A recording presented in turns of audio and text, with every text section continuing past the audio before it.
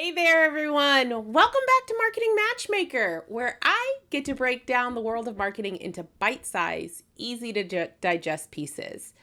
And if we haven't met yet, I'm your host, Jennifer Tamborski. I'm a marketing strategist and an NLP master coach. Today, we're going to be diving into a geekier world because I wanted to take some time to dive into the world of analytics without all that confusing jargon that I know so many of you struggle with. So whether you're a seasoned pro or just starting out, understanding your marketing numbers can be a game changer for you. Yes, I promise you that when you dial in those numbers, it'll change how you see marketing. So go grab your coffee, grab a notebook, settle in, and let's dive into making analytics a little bit easier for you. I wanted to start this episode with why you should care about your analytics and your numbers. Think of it like a roadmap. Imagine that you're planning a cross-country journey. You would never dream of setting off on this journey without a map or a GPS or some kind of guide, right? You need to know your starting point, the best routes to take, and how to avoid those roadblocks or detours, as well as the most direct route to get where you're going. That's exactly what analytics does for your marketing strategy. It's your essential navigation tool, giving you a clear picture of where you are right now, highlighting what's working well, showing you what you might need to make some adjustments on, and helping you to get to that end goal as seamlessly as possible. Without analytics and numbers, you're essentially driving blind, hoping for the best, and oftentimes wasting time and resources along the way. So many business owners navigate their marketing based off of a feeling. And while feelings are fantastic, they are most often not necessarily right. Analytics aren't just for big companies with huge teams of data scientists crunching numbers with fancy tools and offices. Analytics is really for everyone, from that small solopreneur to that bigger entrepreneurial business that has multiple employees. It's for anyone who really wants to understand your customers, that you want to fine-tune your marketing efforts, and ultimately you want to grow your business in the most efficient and intelligent way. So whether you're running a coffee shop or a painting company or an online boutique, or maybe you're a coach or a consultant, analytics can really help you uncover the secrets behind your customers' behaviors, their preferences, what they're connecting with, and also their needs. It's like having this superpower that really does allow you to see into the minds of your audience so that you can deliver exactly what they're looking for. By keeping track of your key metrics, you make informed decisions, you optimize your campaigns, and you get to achieve better results. I like to look at marketing from a scientific perspective. And while not everyone does, the scientific method is very easy, right? You put out a hypothesis, you test it, you check the results, and you adjust based on those results. That is exactly how you should be looking at marketing. And your analytics are exactly that, the results. It's all about working smarter, not harder. So whether you're just getting started or you're looking to take your business to the next level, understanding and utilizing your numbers is the roadmap to growing and scaling your business. So let's start with the basics. Some of those key numbers that you want to keep an eye on. Here's the thing. There are a lot of numbers in business, and quite honestly, it can be overwhelming for people. But if you're just getting started, there are very key things that you want to look at. So we're going to start with your website. That is where a lot of your customers are going to get the deepest amount of information from you. And oftentimes it can give you a lot of really interesting information. One of the key metrics that we're looking for is the traffic. This is how many people are actually visiting your site. And it can also tell you who they are, male or female, their age, their demographics. By looking at the overall traffic and where people are landing on your pages and what they're doing on them, how long they're sticking around, whether they're bouncing for a few seconds, can also help you understand if your messaging on your website is working. The next thing about your website traffic that we want to look at is what's called the bounce rate. This is the percentage of visitors who leave your site after viewing just one page or may only be on there for a few seconds. A high bounce rate isn't always bad. And it can also be a sign that you need to tweak your content. Maybe you don't have a strong enough hook, or maybe your website is loading really slowly, and that's why people are bouncing so fast. There are a lot of things that you can learn from that bounce rate. So keep an eye on how long people are actually staying on your website and whether or not they're floating through it or coming to one page and leaving. That will also be determined based on whether or not they're coming in through a funnel, or they're just coming to your front page, or they're coming to a blog post. Depending on where they're entering your website also determines what your bounce rate can actually mean for you. And the last thing on your website is the average session duration. This tells you how long your visitors are hanging out on your site. Most of the time, the longer the better, unless they're landing on a landing page that you have them asked to do a very specific thing to, and then they're taken to maybe a thank you page. And there's nothing but content on that thank you page. Your duration will also help you to understand what your audience is doing if they're engaged on your site. If you are an e-com site, you want them to be floating through your website a lot.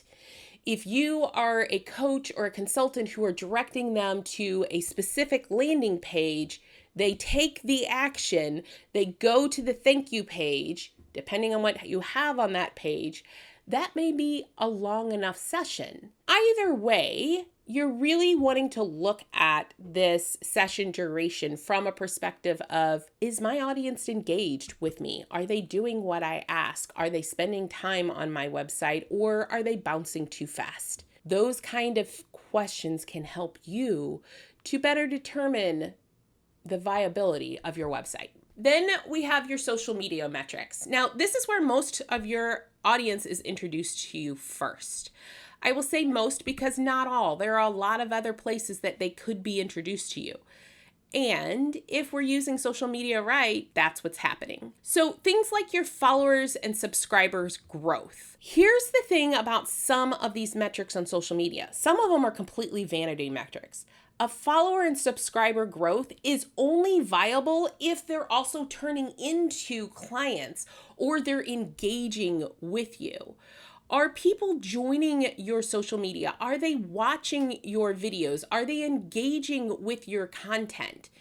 All of those pieces will help you to determine whether that content that you're putting out there is actually connecting with your audience, which means things like your engagement rate is incredibly important. And this is all about how many people are interacting with your post, how many likes, follows, shares, comments, all of that is valuable to understand whether or not what you're putting out there is engaging them enough for them to connect with you. And then we look at things like your reach and your impressions.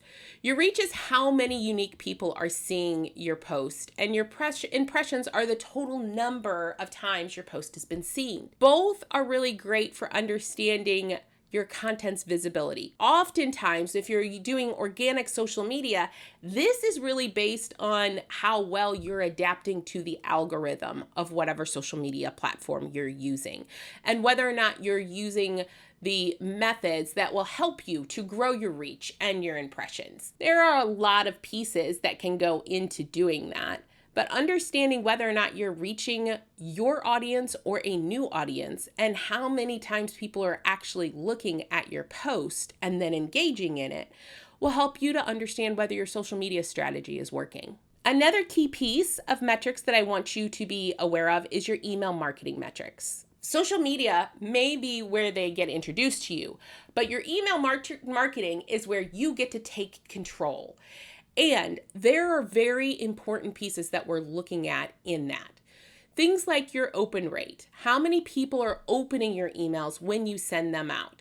It can be a really good indicator of how compelling your subject line is or how engaged the audience on your email list is. I will also say since iOS 14, 15, open rates are variable based on how big of an audience you have using Android versus Apple products. Most people do look at their emails on their phone. People use computers, obviously, but most look on their phone. And if they're Apple users, the majority of them are getting their open rates blocked by Apple. So we're not getting that feedback. That being said, it makes this second metric even more important, which is your click-through rate. In every email you send out, there should be some kind of call to action, whether that's a blog post or that's having them connect with you or respond. If they are actually doing what you ask, if they're clicking the links that you're asking them to click, if they're responding to your emails, your click-through rate is actually going to be high. And that is really what you're wanting, because that'll also tell you whether or not your audience is engaged with whatever it is you're putting out. The last piece in your email marketing is your conversion rates. How many people take actions like making a purchase or signing up for your next webinar or signing up for your newsletter, whatever that may be, whatever your goal of your conversion rates are, it is incredibly important to understand whether or not the people you are messaging are actually involved. Are they engaged? Are they actually wanting to get your messages? And if not, don't be afraid to clean up your email list. Sometimes that's exactly what we need to do. Get rid of all of the people who just aren't really in it for us. The last metric that I really want you to be aware of is your conversion metrics. Now, your conversion metrics can vary depending on what your goal is. So you might hear marketers especially say conversion rates for lead magnets versus conversion rates for sale. Both of them are incredibly important and they are very different. You should be looking at both along the way. So a conversion rate is the percentage of people who have landed on your website or landed on a landing page and they do what you ask them to do, whether that's filling out the form or buying your product, service, or solution. That is incredibly important to tell yourself whether or not what you're doing is working, quite honestly. And then there's your cost per conversion. How much are you spending to get someone to take that desired action? This comes into play a lot if you're running paid traffic, because understanding whether or not the traffic in and of itself is profitable comes down to how much does it cost them to do whatever it is you're asking them to do. Whether that is signing up for your lead magnet, signing up for a sales call, or buying your product, service, or solution. Your cost per conversion can actually vary widely depending on what it is you're doing. And also, sometimes, especially for that free item, a higher cost per conversion doesn't necessarily mean that your funnel is broken. It all depends on what this next step is. And are they taking that? Is it within a margin that will be profitable for you in the long run? Which obviously leads us to our last piece, which is the customer acquisition cost. And this is the total cost to acquire a new customer. Knowing this will really help you to understand your marketing ROI, your return on your investment. And that, my friends, will actually help you understand whether it's a sustainable process that you've set up. One of the conversations that I have with my clients often when we're talking about things like paid ads is, what is your current cost per customer acquisition? If they don't know that, what is the cost that they are willing to spend to get a new client? Oftentimes, if you're selling something in the neighborhood of $5,000, $10,000, $20,000, $100,000 product, service, or solution, your customer acquisition could be quite high and you'd be fine with that. But if you're selling like a $97 product or a $50 product, that customer acquisition cost needs to be in a range where you're actually going to be making money by selling it. Otherwise, it doesn't make any sense. A lot of times I get this question of, how do you actually track these metrics, especially when you're so overwhelmed with just the idea of it? Don't worry, there are a lot of tools out there that can make it super easy. We're going to use the simplest of them today, starting with Google Analytics. Google Analytics really can tell you a lot of information about your website data. It is free. It gives you a ton of data about your site and your user behavior, and can also tell you where they're coming from, whether they're doing SEO, searching for you, or they're coming through social media. Having that within your website is essential so that you can go back and look at overall what is working. And then every social media site out there has analytic tools. Each platform, whether it's Facebook, Twitter, Instagram, LinkedIn, YouTube, they all have its own dashboards. And they're great for really tracking your engagement and your reach within that social media site, as well as whether or not your content is actually connecting with the audience you're trying to attract. It is very simple to look at these tools. And then your email marketing platform, if you're using anything from Constant Contact to MailChimp to ActiveCampaign to Keep, all of them are going to provide you with that data. Everything in there will help you to establish what is working within your email marketing. There are a lot of other platforms out there that will consolidate that data, that will bring them all together, and all of them will be paid. Each of the platforms that I just gave you are actually free to use. So if you're just getting started, this is where you want to start. And then as you're starting to grow and scale, you can look at bigger platforms, larger data gathering that will consolidate and help you read that data. Keep it simple. Start with what you have and start growing from there. All right, now that you know what you need to keep on track, let's dive into how to make sense of it all without feeling like you need a degree in data science, because I promise you, you do not. This is where the magic happens, really turning those raw numbers into actionable insights that can help drive your business forward. Looking at that scientific method, looking at the results, and understanding what you need to tweak. The first step in making sense of your data is setting clear, specific goals. I want you to ask yourself, what do you want to achieve with your marketing efforts, with whatever that campaign is? Are you aiming to increase sales? Are you looking to boost engagement? Are you looking to grow your email list? And yes, I know sometimes it can be all of those things. And it's very critical to prioritize and focus on one thing at a time.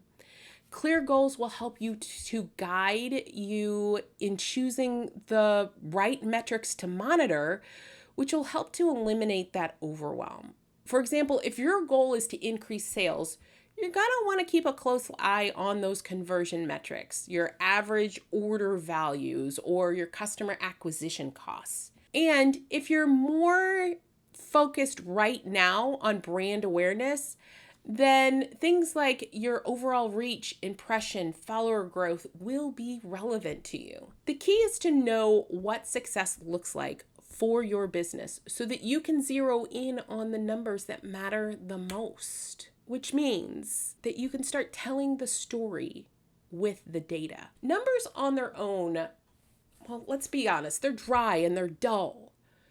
And yet they can come alive when you look at them as part of that larger picture, of that larger story. It's not just about what the numbers are, it's about what they mean for your business.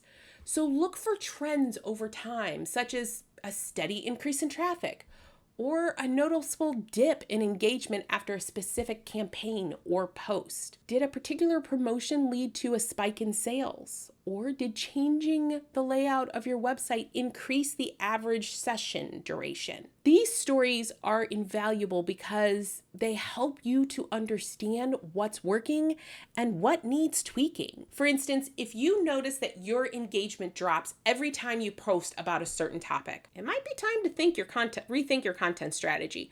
Because quite honestly, if a specific post is not getting the engagement you need, even though that is a post you think your audience wants to hear about, obviously they do not. On the flip side, if a specific type of post consistently drives engagement, you know you're on the right track and you need to double down on that approach. Make sure that you're dialing it in even harder and focusing in on how you're going to make that type of content more effective for you.